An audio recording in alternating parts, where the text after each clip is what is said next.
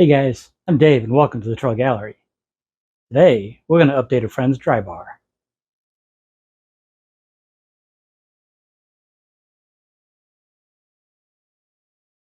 One of my friends recently wanted to update their dry bar and add an ice maker to it. And while I hadn't originally intended on making a video on this, I realized that there were some cool tips that you might pick up. I didn't get a lot of before pictures, like when I removed that bank of drawers where the ice machine is now, which was done before my arm surgery. That part wasn't that exciting anyways. So let's just jump in and see if I can get this dry bar to match the nearby kitchen. This is the design we agreed on. It matches the style of the kitchen cabinets that can be seen from the bar. I matched the width of the stiles and rails, but I'll be using a contrasting paint to give it some pop. I milled most of the poplar stock before deciding to record this build. Luckily, I think, I was short one piece, so I milled that just like the rest. I started at the table saw and ripped it to 2 5/16 of an inch wide. Then it was over to the planer, clean up any saw marks, and bring it down to 2 1/4 of an inch. This is safer with several pieces at once, but sometimes you gotta do what you gotta do. I added a 1/4 inch dado set to my table saw and set the blade height to 3/8 of an inch. Then I set the fence so that the outside of the blade was set to the width of my 1/2 inch Baltic birch ply, which I am so happy to have found a source for again, at a reasonable price. I installed a fingerboard that fit my old table saw that I really need to update for my current saw. I ran a test piece to verify my depth and the location of the dado. Once I was happy, I ran all the stiles and rails. I also made sure to mark which face was against the fence. If you center your dado, all of your joinery will be easier. But I want the back of my panels flush with the inside of the door frame, so we'll take a few extra steps. There was one center stile for the end panel, and that needed 2 dados, and I ran that last just so I'd remember which piece got both sides cut. With the panel dados cut, I set up my mortising attachment to cut all the mortises for these pieces. Oddly enough, I haven't used this for a few years, and I had just done a video showing it as a well-priced option for a dedicated mortiser, and I'll add a link to that below. Mortising tenons make strong panels and doors, so I brought it out again for this project. I set up the attachment so that the mortises would sit in the dados I just cut. I set the depth of my mortise and began drilling, or is it cutting? I always define one end of the mortise, move to the other end, and then clean out the material in between. Clearing out the chips often prevents the drill and chisel from overheating, and a small screwdriver helps to clean out the chips when you're complete. Before moving on to the tenons, I cut all the parts to length. There's only one panel divider, so I squared one end, then cut the other end to length. I allowed 1 inch on either end for the tenon. Since there are multiple door rails, I squared one end, set a stop for the correct length, and cut those to length as well. Back at the table saw, I changed to a 5/16 inch dado set and got out my tenoning jig. It slides along my fence, has a backer piece to minimize blowout, and a toggle clamp to lock the stock in place. After a few test cuts, I got the fence and blade height just right, and it was time to start the tenons. The clamp is holding a stop on the fence to let me know that I've gone far enough through the blade. If you remember, my dados are off center, and this is where those extra steps come in. If everything was centered, I could just flip the stock and cut both cheeks of the tenon. Since they're not, I can only cut the ends of one face at this setup. I also make sure to put the fence side of my stock against the jig. I'll run all the pieces at this setup before making any adjustment. After moving my fence over, and 3 or 4 test cuts, I got the snug fit I was looking for. I'm still registering every cut off that same fence face. This just eliminates any error if the stock isn't quite the same thickness. 1 cut on each end, on all the pieces, and the tenons fit the grooves. Well, sort of. The tenons are 1 inch tall and the mortises are 1 1/8 inches deep, but the dados are only 3/8 of an inch deep. Rather than just cutting the entire top of the tenon, we're going to cut a haunched tenon. I lowered my blade, added a stop to the fence, and grabbed my miter gauge. I snuck up on the correct height and width of the cut. Once everything looked good, I started with the stock against the stop to register the shoulder, and then cleaned up the rest in a few passes. Each rail gets this cut so there won't be any large voids where they meet the stiles. The divider for the panel doesn't need this since it's buried in the center of the rails. A sharp chisel and some sandpaper gets rid of any fuzzies left over from the table saw. It's best to get rid of these before trying to assemble everything. This is a good time for a dry assembly of the frames. Things should go together smoothly, but not too tight or too loose. Once each frame is assembled, I check for square. It's not super important now, but it does help in the next step. To determine the size of the panels needed, you could measure and do math. I've learned that lesson a few times. Now I prefer to insert 2 pieces of 1/4-inch plywood into the frame, make sure they're snug to the inner corners, and then mark where they overlap. Then take them out, line up your marks, and take a measurement from that. I want a little room to move, so I reduce that measurement by 1/8 of an inch, or a 1/16 on either end of the panel. The same method could be used for the panel width. If you prefer, you can also just measure the inside of the dados on the stiles.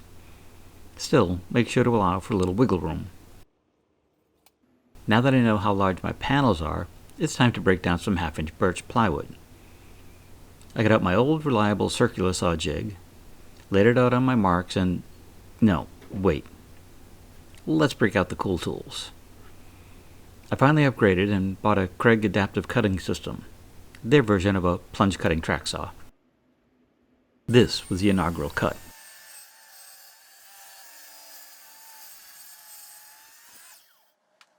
I needed 2 more panels, and it was more efficient to cut them up from the length of the plywood. That was longer than my rail could cut, so I broke out the second rail. I just knew I'd want to cut full sheets of ply, so the second rail just seemed to make sense. That and the system was on sale when I bought it. As usual, I made these cuts oversized, and I'll make the final cut shortly. First, I break them down to more manageable pieces at the table saw. Then I move to the miter saw, trim 1 inch square, and then cut each panel to its final length.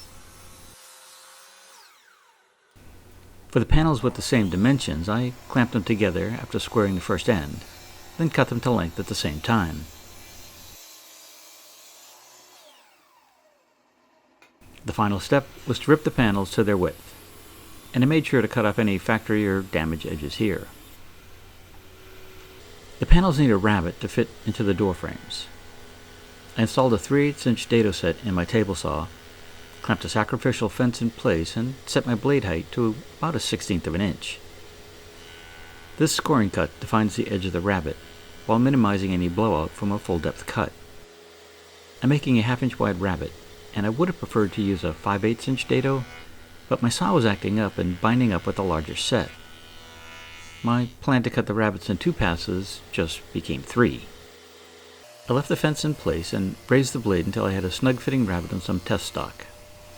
I made sure my test piece was snug but not too tight. I'll need a bit of space since I'm priming the panels before assembly. The featherboard on the fence ensures my cuts will all be uniform depth. Then I ran all the panels again on all 4 sides, and this left me with this thin strip on the ends. A quick fence adjustment, more passes for each panel, and my rabbets are complete. I was left with nice clean edges, my saw didn't blow up, and it only took a few extra minutes. The face of the doors are nicely inset, and the backs have a slate reveal. If you're wondering why I used 1/2-inch plywood rather than 1/4-inch, it's because I hate the sound of a thin panel flopping around in a door frame. That reveal in the back of the panel will be visible, so I gave them a light sanding. I spent a bit more time on the end grain, just to smooth things out.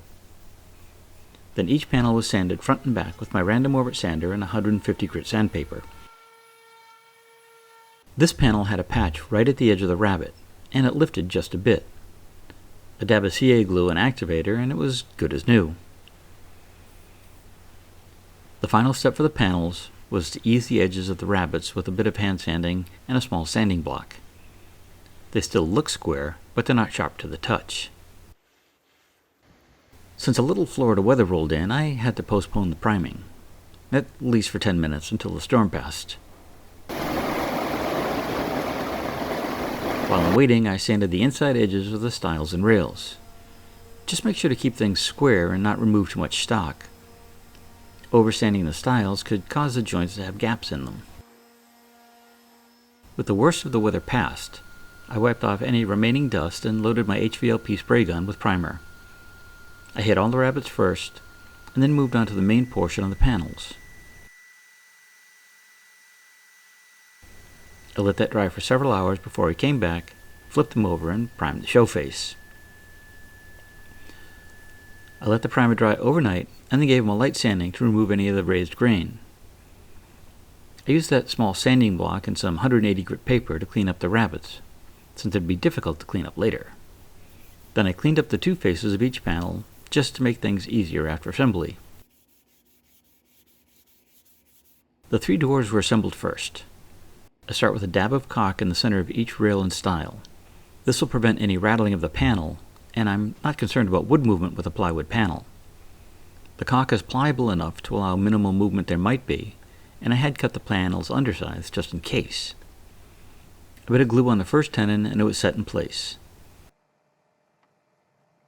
Next came the panel, making sure the rabbets faced the fence side of my stiles and rails.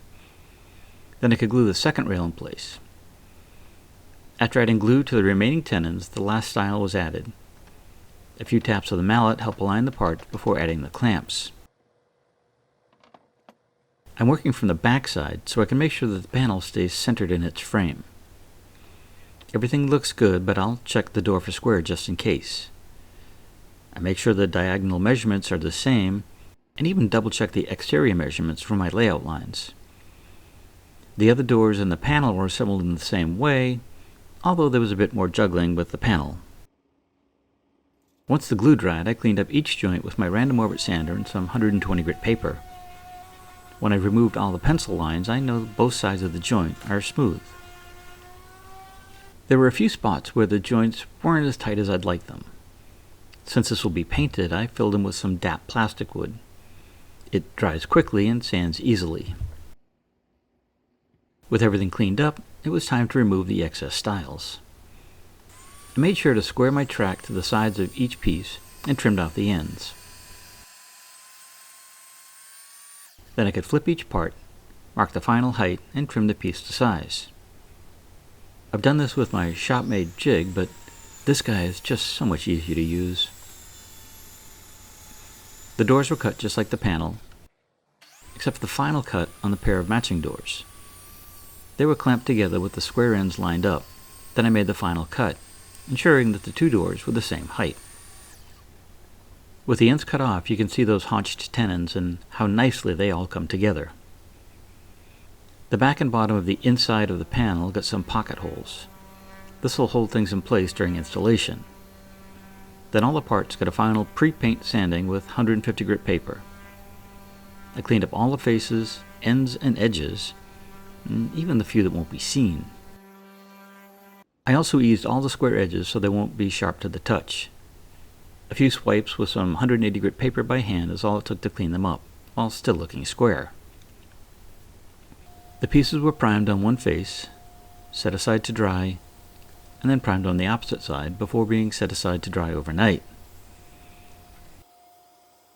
After a light sanding, it was time for the color coat. This went down just like the primer. Spray one face, getting into all the nooks and crannies, let it dry, and then come back and spray the second face. Again, everything was set aside to dry overnight. The next day I came back and gave everything one last light sanding, and gave both sides a second coat. And yes, tinting the primer is sometimes a good plan, but I just didn't bother since I always like to put 2 coats of paint in place. Once the paint was dry, it was time to cut the hinge cups in 2 of the doors. I used the original doors as a template so they would line up with the mounting holes in the cabinet. A 35mm bit in my drill press with the fence and depth stop set made quick work of these. With the holes drilled, I could add the hinges. I used a square to line up the hinge on the door, pre-drilled with a self-centering Vicks bit, and then drove in the 2 screws to lock the hinge in place. I painted the bits of the existing cabinet that showed, and when that was dry, it was finally installation day. I started with the side panel. I used my laser to ensure that it was plumb along the back. I had to shim up the bottom a bit as the floor had a slope in this area. Then I fastened the panel to the wall with some 2.5-inch pocket hole screws. These are long enough to grab the framing material in the wall. I verified that the new panel was parallel to the left panel, and then drove in some 1.25-inch pocket hole screws through the shims and into the floor, locking things in place. Had I noticed the sloping floor, I would have made the panel larger and scribed it, but I didn't, so I had to come back later and caulk and paint that lower gap. After pushing the ice machine back in place, I hung the doors on the center cabinet. With both doors installed, I made a few adjustments until they hung straight and even. I started to hang the ice machine door, and then I remembered I had to mount the pole in place first. The instructions that came with the ice machine were close, but not exactly accurate. Some double-stick tape helped to hold the door in place while I drove in some screws from the back. Then I could reattach the trim pieces. I'd like to say it was that easy, but it was a bit more complicated than that. At least I got the doors lined up. I added the poles to the cabinet doors next. I marked the location, drilled a pilot hole, and then came back and drilled a 3/16-inch hole for the screw. I clamped a backer board in place to minimize any blowout while drilling the holes. Then it was just a matter of threading on the pole to the screw. The last step for the doors was to add rubber bumpers on the top and bottom corners. These are the original hinges, and they're not soft close. These bumpers will help reduce the noise as the doors close. One more bit of trim, this time for the top of the wine fridge. I had to drill 2 mounting holes, and I added some double-stick tape to help hold things in place. Then I could set the trim in place, fasten one end, double-check the piece was level, and then drive in the second screw. With that done, the fridge was slid back in place. All the trim had been touched up, and this bar is ready for the next party. Well, after only 4 or 5 months after pulling out that drawer base, my clients have their dry bar back, and it looks great. And the new doors and side panel match the nearby kitchen. And if you hadn't noticed, somewhere between the assembly and the painting, the doc let me lose my arm brace. I'm not 100% yet, and I still have to watch that heavy lifting for a while, but we're making progress. And I'm glad to see it gone. I'd love to hear your thoughts on this video. Was there something I could have done differently, easier, smarter, safer? Drop them in the comments below. I'd love to hear. As always, I've listed some of the tools and materials I used in this build, and some of them have affiliate links, so if you happen to need one and purchase it through that link, it does help keep this channel going. If you enjoyed this video, maybe give us a thumbs up and share it with friends. If you haven't already, maybe it's time to hit that subscribe button and little bell so you get notified each time I put out a new video. As usual, I don't have a clue what's coming up next, but it should be interesting. So until then, have a great day, stay safe, we'll see you soon. Bye.